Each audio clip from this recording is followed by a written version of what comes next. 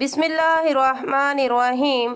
حضور صلی اللہ علیہ وسلم کے وصال کے ایام جب حضرت صلی اللہ علیہ وسلم کی طبیعت زیادہ خراب ہوئی تو اپنا ہاتھ مبارک پانی میں ڈال کر اپنے چہرہ انور پر پھیرنے لگے۔ اس وقت آپ صلی اللہ علیہ وسلم فرما رہے تھے، اے اللہ، موت کی سختیوں پر میری مدد فرما۔ سیدہ فاطمہ رضی اللہ تعالیٰ عنہا فرماتی ہیں کہ جب میں نے رسول اللہ صلی اللہ علیہ وسلم پر بے چینی کے آثار دیکھے تو میں پکار اٹھی، ہائے میرے والد کی بے چینی۔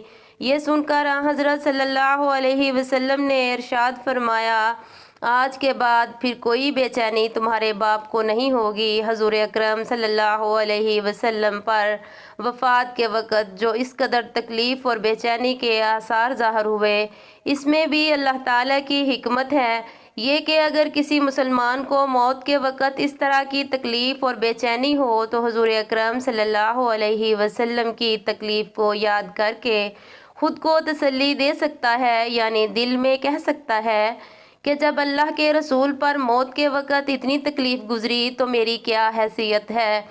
یوں بھی موت کی سختی مومن کے درجات بلند ہونے کا سبب بنتی ہے۔ حضرت عائشہ صدیقہ رضی اللہ تعالیٰ عنہا فرماتی ہیں، حضرت صلی اللہ علیہ وسلم پر موت کی تکلیف کے بعد اب میں کسی پر بھی موت کے وقت سختی کو ناگوار محسوس نہیں کرتی۔ جب حضرت صلی اللہ علیہ وسلم کو تکلیف ہوتی تھی تو فرمایا کرتے تھے، اے تمام لوگوں کے پروردگار، یہ تکلیف دور فرما دے اور شفا عطا فرما دے کہ تو ہی شفا دینے والا ہے، تیری دی ہوئی شفا ہی اصل شفا ہے جس میں بیماری کا نام و نشان نہیں ہوتا۔ حضرت عائشہ صدیقہ رضی اللہ عنہا فرماتی ہیں کہ جب آپ صلی اللہ علیہ وسلم کی بے چینی بڑھی تو میں نے آپ صلی اللہ علیہ وسلم کا دایاں ہاتھ اپنے ہاتھ میں لے لیا اور دعا کی یہی کلمات پڑھ کر دم کرنے لگی۔ پھر آپ صلی اللہ علیہ وسلم نے اپنا ہاتھ مبارک کھینچ لیا اور یہ دعا پڑھی، اے اللہ، میری مغفرت فرما اور مجھے رفیق اعلیٰ میں جگہ عطا فرما۔ حضرت صلی اللہ علیہ وسلم کو جب بھی کوئی تکلیف ہوتی عافیت اور شفا کی دعا کیا کرتے تھے، لیکن جب مرض وفات ہوا تو اس میں شفا کی دعا نہیں مانگی۔ حضرت عائشہ صدیقہ رضی اللہ عنہا فرماتی ہیں کہ اس حالت میں میرے بھائی عبد الرحمن رضی اللہ عنہ آئے، ان کے ہاتھ میں مسواک تھی۔ حضرت صلی اللہ علیہ وسلم اس مسواک کو دیکھنے لگے۔ میں سمجھ گئی کہ مسواک کی خواہش محسوس کر رہے ہیں، کیونکہ آپ صلی اللہ علیہ وآلہ وسلم کو مسواک کرنا بہت پسند تھا۔ چنانچہ میں نے پوچھا، آپ کو مسواک دوں؟ حضرت صلی اللہ علیہ وسلم نے سر مبارک سے ہاں کا اشارہ فرمایا۔ میں نے مسواک دانتوں سے نرم کر دی۔ اس وقت حضرت صلی اللہ علیہ وسلم مجھ سے سہارا لیے ہوئے تھے۔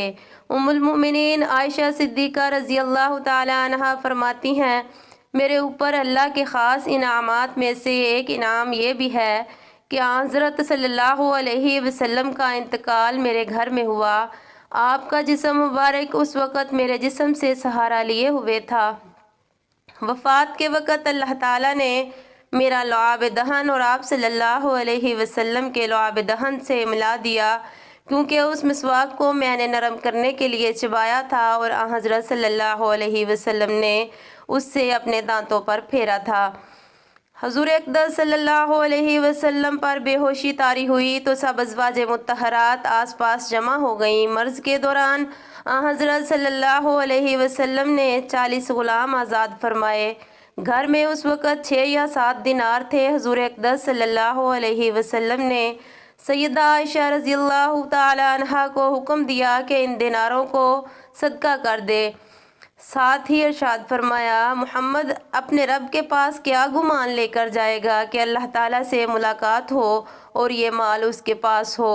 سیدہ عائشہ رضی اللہ عنہا نے اس وقت ان دیناروں کو صدقہ کر دیا۔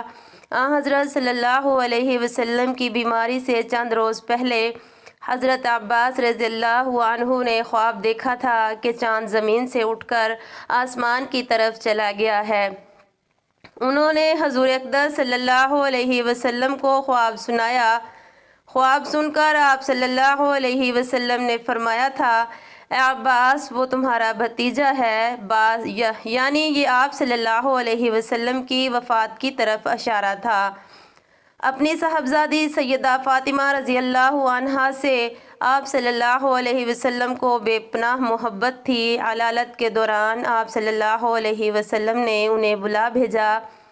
وہ تشریف لائیں تو ان کے کان میں کچھ باتیں کیں، وہ سن کر رونے لگیں۔ پھر ان کے کان میں کچھ فرمایا تو وہ ہنس پڑیں۔ بعد میں انہوں نے عائشہ صدیقہ رضی اللہ عنہا کو بتایا کہ پہلے آپ صلی اللہ علیہ وسلم نے فرمایا کہ میں اسی مرض میں وفات پا جاؤں گا۔ یہ سن کر میں رو پڑی۔ دوسری بار فرمایا کہ خاندان میں سب سے پہلے تم مجھ سے ملو گی۔ یہ سن کر میں ہنس پڑی۔ چنانچہ آن حضرت صلی اللہ علیہ وسلم کے انتقال کے کچھ عرصے بعد سب سے پہلے آپ صلی اللہ علیہ وسلم کے گھرانے میں سے حضرت فاطمہ رضی اللہ عنہا کا ہی انتقال ہوا۔ وفات سے 1 یا 2 دن پہلے آن حضرت صلی اللہ علیہ وسلم نے لوگوں سے ارشاد فرمایا، یہود و نصارہ پر خدا کی لعنت ہو، انہوں نے اپنے پیغمبروں کی قبروں کو عبادت گاہ بنا لیا۔ یہ بھی فرمایا کہ یہودیوں کو جزیرۃ العرب سے نکال دو، اور فرمایا، لوگو نماز نماز نماز کے بارے میں اللہ سے ڈرو اور اپنے غلاموں کا خیال رکھو۔ وفات سے پہلے حضرت جبرائیل علیہ السلام ملک الموت کے ساتھ انہوں نے عرض کیا، اے محمد صلی اللہ علیہ وسلم، اللہ تعالیٰ آپ کے مشتاق ہیں۔ یہ سن کر آن حضرت صلی اللہ علیہ وسلم نے فرمایا، تو حکم کے مطابق میری روح قبض کر لو۔ ایک روایت کے مطابق حضرت جبرائیل علیہ السلام ملک الموت کے ساتھ آئے تھے۔ انہوں نے حضرت صلی اللہ علیہ وسلم سے عرض کیا تھا، اے اللہ کے رسول، یہ ملک الموت ہیں اور آپ سے اجازت مانگنے آئے ہیں۔ آپ سے پہلے انہوں نے کسی سے اجازت نہیں مانگی اور نہ آپ کے بعد کسی سے اجازت مانگیں گے، کیا آپ انہیں اجازت دیتے ہیں؟ حضرت صلی اللہ علیہ وسلم نے انہیں اجازت دے دی۔ تب اسرائیل علیہ السلام اندر آئے۔ انہوں نے آپ کو سلام کیا اور عرض کیا، اے اللہ کے رسول، اللہ تعالیٰ نے مجھے آپ کے پاس بھیجا ہے۔ اگر آپ مجھے حکم دیں کہ میں آپ کی روح قبض کروں تو میں ایسا ہی کروں گا، اور اگر آپ حکم فرمائیں کہ چھوڑ دو تو میں ایسا ہی کروں گا۔ حضرت صلی اللہ علیہ وسلم نے ان سے پوچھا، کیا تم ایسا کر سکتے ہو کہ روح قبض کیے بغیر چلے جاؤ؟ انہوں نے عرض کیا، ہاں مجھے یہی حکم دیا گیا ہے۔ حضرت صلی اللہ علیہ وسلم نے جبرائیل علیہ السلام کی طرف دیکھا تو انہوں نے عرض کیا، اے اللہ کے رسول، اللہ تعالیٰ آپ کی ملاقات کے مشتاق ہیں۔ حضرت صلی اللہ علیہ وسلم نے فرمایا، مجھے اپنے پروردگار سے ملاقات عزیز ہے۔ پھر حضرت صلی اللہ علیہ وسلم نے حضرت اسرائیل علیہ السلام سے فرمایا، تمہیں جس بات کا حکم دیا گیا ہے اس کو پورا کرو۔ چنانچہ ملک الموت نے نبی آخر الزمان صلی اللہ علیہ وسلم کی روح قبض کر لی۔ انا للہ و انا الیہ راجعون۔ اس روز پیر کا دن تھا اور دوپہر کا وقت تھا۔ تاریخ وفات میں اختلاف پایا جاتا ہے۔ معتبر قول کے مطابق ربیع الاول کی 9 تاریخ تھی۔ وفات کے فوراً بعد حضرت ابوبکر صدیق رضی اللہ عنہ کو اطلاع بھیجی گئی۔ وہ فوراً آئے۔ انہوں آنکھوں سے آنسو بہہ رہے تھے۔ انہوں نے آتے ہی رسول اللہ صلی اللہ علیہ وسلم کے چہرہ مبارک کو بوسہ دیا اور یہ الفاظ کہے، آپ پر میرے ماں باپ فدا ہوں، آپ زندگی میں بھی پاک اور مبارک تھے اور موت کی حالت میں بھی پاک اور مبارک ہیں۔ جو موت آپ کو آنا تھی آ چکی ہے، اب اللہ تعالیٰ آپ کو موت نہیں دیں گے۔ جزاک اللہ خیرہ۔